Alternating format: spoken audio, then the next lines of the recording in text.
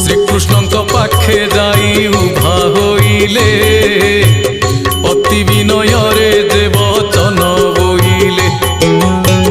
ପିତା ହୋଇ ପୁତ୍ରର କଲେ ସର୍ବନାଶ, କେହୁ ଅବା ସାହା ତାଙ୍କୁ ହେବ ଅବଶ୍ୟ।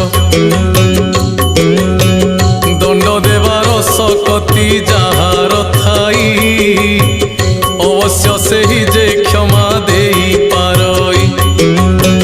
କ୍ଷମା ଗୁଣ ଅଟଇ ସଂସାରେ ମହାନ, କ୍ଷମାଦାତା ଶ୍ରେଷ୍ଠ ସିନା ଅଛି ପ୍ରମାଣ।